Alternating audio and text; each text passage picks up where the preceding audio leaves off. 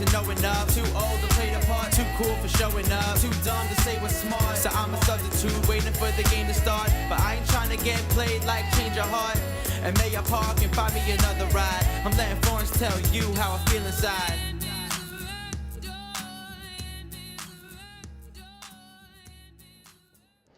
Well, may or may not post this. We shall see. Depends on how this flows out of my brain. Because sometimes I want to say things and they don't particularly come out the way I want them to. So I just scratch it or I redo it later.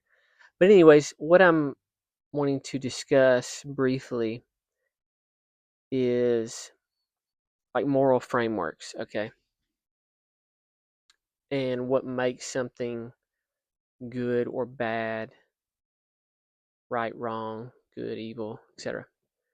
So it's always fascinating to me, especially when it comes to like, I mean, really the only place you see this is online because that's when people feel emboldened to express their own opinions on things as they, you know, hide behind a screen.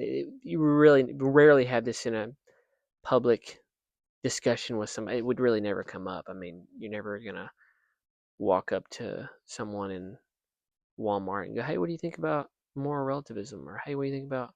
Now, people may, argue at a protest or something like that, but even at protests, like the reason they're doing that a lot of times is I feel like to have this moral superiority feeling, like they want to feel a certain way, whether or not they think they're actually enacting change.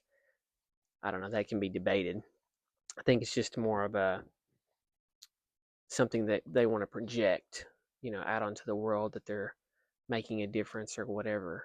But anyways, there's this person that I was discussing with online the other day, or I noticed. I mean, this person posts constantly about politics and just all this other stuff. And from all intents and purposes, he claims to be, an atheist or agnostic, a non-believer in God, which, I mean, he just replaces God with something else. I mean, I talked about on this channel, if you don't believe in a God or you claim to not believe in God, you just simply replace God with something else that functions as a God for you. But anyways, he was making all these claims, and I was like, what do you see as like the foundation for morality? And he was almost like, a lot of times when you ask people that question, they don't understand what you mean. Like when I say, what is the foundation? Like, what is your reason? What is your epistemic justification for having that belief? And why should I believe that, based on what reason? And most of the time when you ask people that, it's almost like they just either they've never heard it or they just take it as like something that is self-evident when it's not self-evident. Like why, if there is no objective morality, if it's all determined by society, which is what he said, our morals come from society. Well, that differs cross culturally. So one society may see something completely different than another society.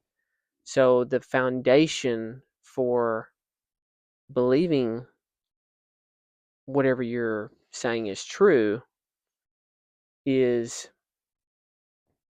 not on good footing. It's like it's completely subjective and it's arbitrary depending on which society you live in. An Aboriginal tribe and wherever in the wilderness, in the jungle, may have a completely different moral framework than you, and you can't really tell them that they're doing anything wrong if your moral framework comes from society, because it's just they see things differently based on their societal upbringing. So if it's all just relative, then there is no standard. There is no ultimate standard for claiming something is right versus wrong. It's just a social construct. And if it's just a social construct, then there is no right or wrong. It's just how I feel. You know, why should your opinion about a specific good that you think is any better than what mine would be? Why should your opinion matter more than mine? And that's sort of the crux of the argument. Like, if there is no God, then everything is permitted. It's like, it's a phrase from Dostoevsky, in the brothers Karamazov. Karamazov. But yeah, that's sort of that's all I wanted to say. Is like, when you claim something to be true, you need a justification for that claim. You need a reason, a good reason as to why that's true.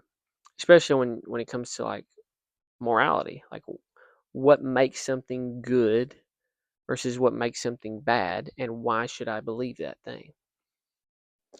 Really, the only foundation that provides a succinct and not arbitrary foundation is a deity, a God. In my case, would be the Christian God.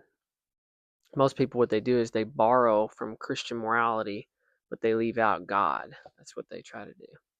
Anyways, these are just my thoughts. Sort of just a rant off the cuff. I don't even know what I'm going to title this, but yeah. In order to make moral claims, you have to have some justification. In order for there to be a moral law, there must be a moral lawgiver. And with that, I think I'm done. If you like this video, cool. If you didn't, well, maybe like the next one.